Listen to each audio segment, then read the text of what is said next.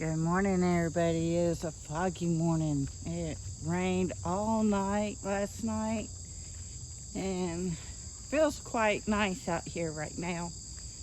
I am filming this on Tuesday and you will see this on Thursday. So, here is what's left of the garden. Okra still going 100% strong. The rest of the corn on my next video will be gone, and the green beans here have all went. Well, let's see. We're letting the rest of them that are on there drying, so you can see all the leaves are gone. The grass is really wet, so I'm gonna walk up there. Everything that was on the corn is done. So the corn is coming out probably Thursday morning when you're watching this, before I go to a Bible study.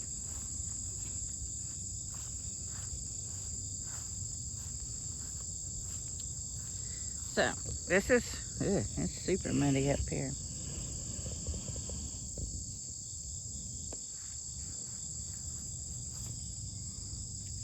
You can see that they are beginning to get dry. This one's still wet. This one's almost completely dry, but we're gonna have to be quick. I mean, I did save a lot off of the corn, but with as much rain as we're receiving, like I've said in the last video, we don't want them sprouting inside. We want them to be completely dry because they just want to grow and they want to keep growing.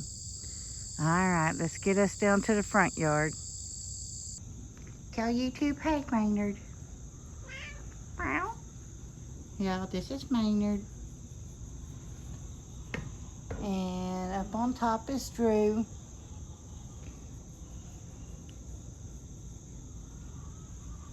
So he loves to be loved on. I'll be back. Alright, as we've been watching this little tomato plant play out, let's begin to split. And let's see. We've just been in here taking them a few at a time because that's about all that's left on this one. It's fixing to be pulled. The peppers are doing well. Bruce has made another round of cowboy candy this past weekend. The celery didn't make it. So it's the crazy weather, and even though I've been trying to water and keep it going, it just did not. So we'll have to replant by seed for this fall garden. Okay, now the tomatoes that were here have all pretty much died. I think there's one or two in there. They're kind of giving, but not too much.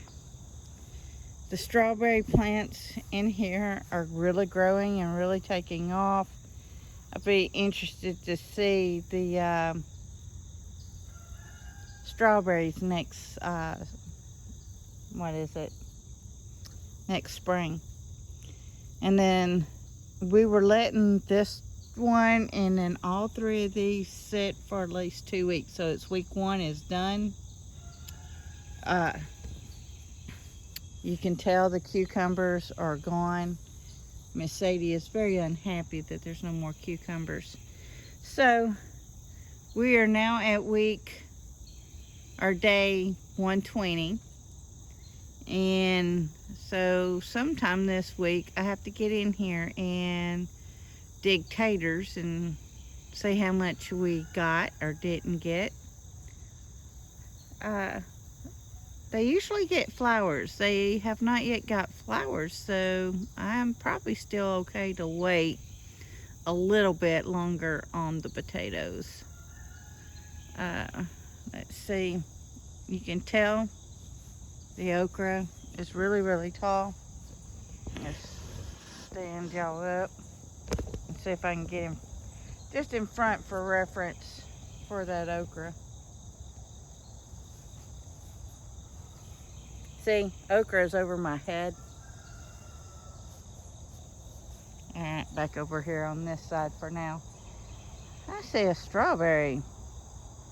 Let's go investigate. Well, and like I said,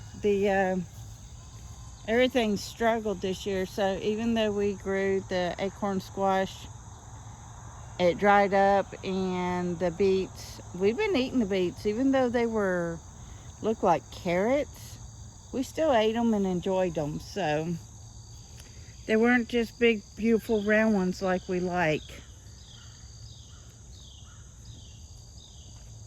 Let's see. There's a baby strawberry. Those are the wild strawberries. How do they get in there? But anywho, and look, the tomato plants are gone. Bruce got all these out. We'll just have to get all the ones up by the other Vago bed on the other end by the sweet potatoes.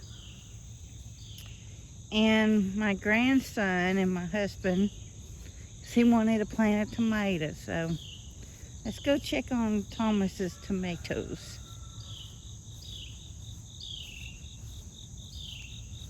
Oh, we got some yellows that I need to pick and some others, so that's a pleasant surprise. I just checked on them the other day and they were still very, very green.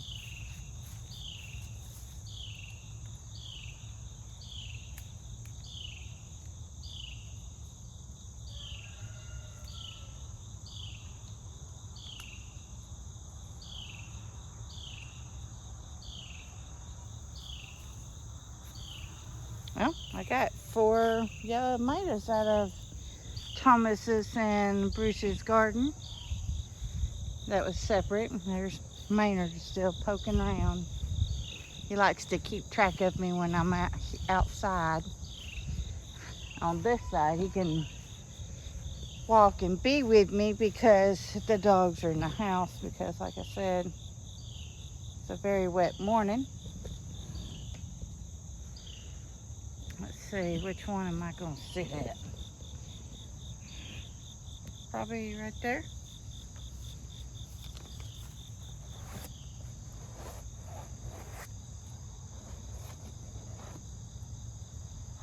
These spiders, y'all, they just keep coming back. Need a stick, I need a stick. Well, you know what? Hold, please. Well, y'all, couldn't find the stick, so I had to use the phone and the joystick for the stick. Urgh. Spiders. Heck. You gonna come over here and sit with me, May May? Meow, meow, meow.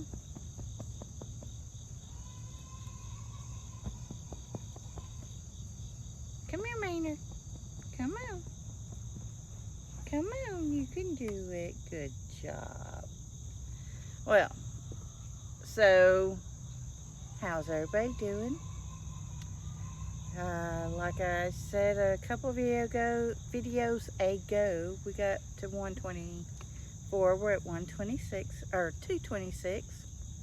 Words this morning. But anywho, it's a very foggy morning, and I am enjoying it right now. Even though it's humid per se, it's the fog humid. It's not like cut it with a knife and serve it up for dinner humid. So yesterday we got up to 110 heat index. So the heat and the rain, we have really become a subtropical rainforest, I guess you would say, here in the south east here of late. So it's been a challenge on growing our food, but we're still getting food, and that's what's so important. I just saw more recalls. You have to research your area and know that poisonous stuff is coming into your grocery store in your area. You got the salmonella. They were saying it was a fatal strand, and that was in certain meats, in eggs. And yeah, your vitamins ain't even safe anymore. So it's in a vitamin. I can't remember which one it was in, because I fell asleep listening to some of it, and it just, ugh.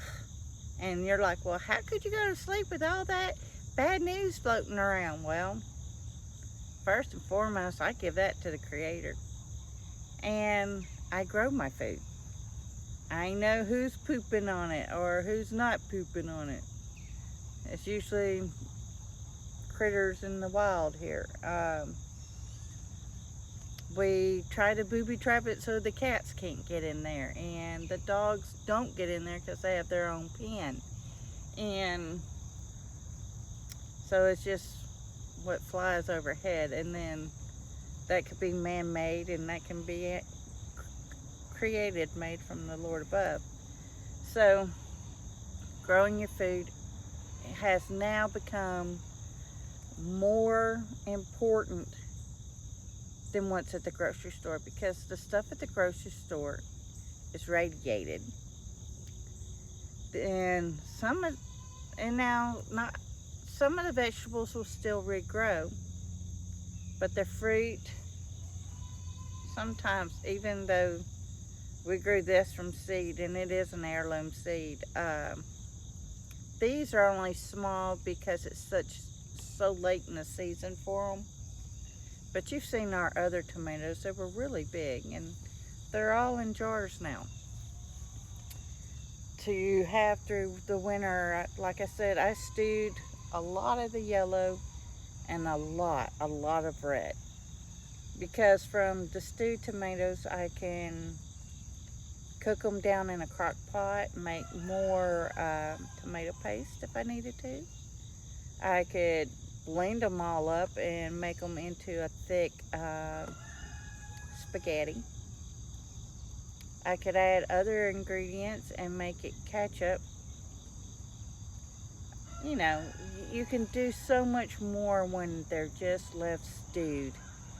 Or you can just eat them stewed in soups and whatnot and still enjoy them.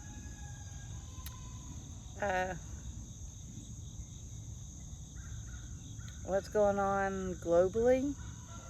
A lot of crazy. We've got a lot of, are we going to war? Are we going to stay out of it? Are we going to get into it? Are we going to stay out of it? Then we have, and it's gaslighting the people. So don't let it gaslight you.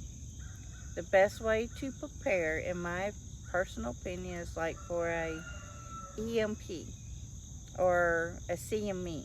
And the CME is caused by the sun. EMP is caused by man.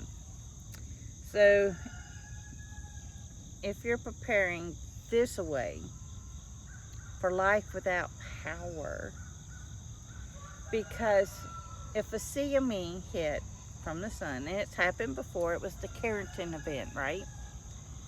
The telegraph wires did burn some towns down.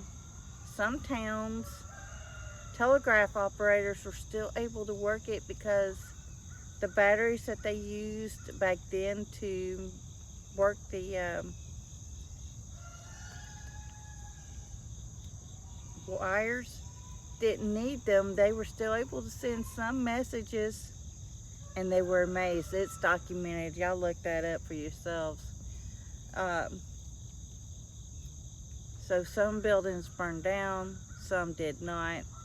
I think it depends on how close you were to the source of where the EMP or CME hit, or whatever. And those are where you're looking at the sun and you hear people talking about solar flares. Well, certain solar flares sometimes will just give you a slight headache to a migraine. So if it's like an average day and your triggers, most people has migraines like myself. Mine's triggered by heat. If I get overheated or too hot, I can suffer with a tremendous migraine. I do take different supplements to help ease it so I don't have it as often. But you know, they do sneak up in there and you get them, and you just sit in a dark room and talk to the creator of the universe and pray that they go away quite quickly. And then I think it's a flare magnitude 5 and greater is what cannot power out. So I do watch where the sunspots and the flares are hitting, and what side of the planet they're hitting on. They might not be hitting in the United States, they might be hitting overseas. And then sometimes it's a glancing blow to the earth and it doesn't hit the earth at all, but very close. So that's how a CME works. Now, a EMP is a nuclear detonation that would happen a mile above Earth. Or you can a mile above or up to 3 miles above. So it's pretty much a space weapon. So if that was set off, and I think they said like over Kansas, and smack dab in the middle of the United States, if that went off, it would throw America back into the 1800s. I mean, yes, they have small ones that they do in certain cities that go in and get a bad guy out, and then within a week the power comes back on, right?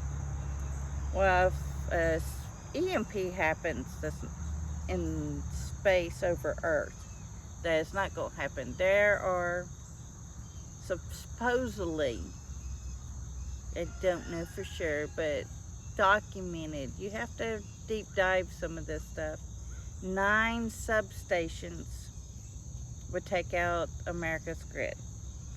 They're not listed anywhere because that would be stupid, because of everybody wants to harm you. But each substation is made up with special components that has to be ordered, and I think they're made in Taiwan. So that's why a lot of people are concerned about what's going to happen in Taiwan. And then you got, if they shut down certain ocean ways, let's say we ordered the 9, which they should. They've already should have had them ordered. And who say they don't? They should have them ordered. They should have them underground somewhere in case of the EMP. But America, bless our hearts, some of us are reactors. We're not preparers. We're not preparing for the worst. We're just there, oh my God, what do we do now? And I believe that's the way our government is sometimes. Because if they know these 9 substations, they know that EMP is a real thing, because we have it. They should have those in bunkers or underground somewhere, protect them, and then bring them back up and put them in places. But who says they don't, right? But so if you're preparing for an EMP, the most important thing is clean water. The rules of 3 days without water, 3 weeks without food, 3 days without shelter. These are the 3 main things humans need to live: food, water, and shelter. Unless you're in the subtropics, I mean, you could probably get away with a little less shelter, but you still need shelter from rain, from wind, from different areas, but might not need to be warmth because it's in a warmer climate pretty much year round. And then, but where I live, we still get below freezing. We actually get a couple good snows every few years and really enjoy it. I lived in Ohio, and like I said before, when a little transplant moves up north and it snows and you're thinking you're getting a snow day, and the realization as a child that you don't get a snow day hurts one's little heart, you know. But you learn to live with it. You get to come home and play in it and build your snowman and all that good stuff. And the only sucky part is you had to go to school during the peak hours of the day, right? But it's neither here nor there. It's just a fond memory. So you saw the empty beds. In September, we will start planting the fall garden. We will be doing kale, mustard greens, collard greens, beets, turnips, carrots, broccoli, cauliflower. What else? We do lettuce as well, and cabbages. We've had hit and miss with our cabbages. Some years we've just never successfully gotten a true head of cabbage. So we're still studying and still trying to get that to pan out. Garlic goes in October. Ginger and the turmeric are still, they're loving this heat and they're loving this rain because they're subtropical plants. The okra is loving the heat. It likes water, but I mean, we're still getting tons of it. So as long as they have enough heat to rebound, they do fine. The figs are coming in. I'm dehydrating figs. Meow meow. The mission figs are still coming in strong. The turkey figs are beginning to come in, but they're not there yet. Hey, I see you. And that's about it. So just because tomato season is over does not mean your garden season's over. It's time to plant and plan and plant your fall garden. Nobody has been able to enjoy lettuce and spinach and all that stuff. All that grows good in the fall, and they grow great in containers. So if you live in a HOA, dump all those flower pots out that you had on your back porch and plant some good old-fashioned collard greens or kale or spinach. You can grow that stuff. And then you can freeze it, or you can can it.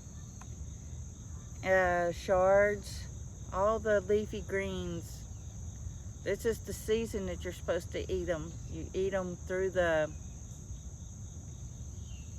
fall and early spring, and then your body takes a break from it, and then you eat the fresh produce. You try to eat what's in season. And after the first frost, y'all, is when the kale and the mustard greens, they get a little sweeter.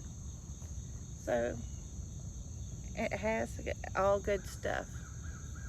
And Drew is finally beginning to come up to me. Still doesn't like to be petted too much, but he is beginning to trust. And on that note, we're gonna go.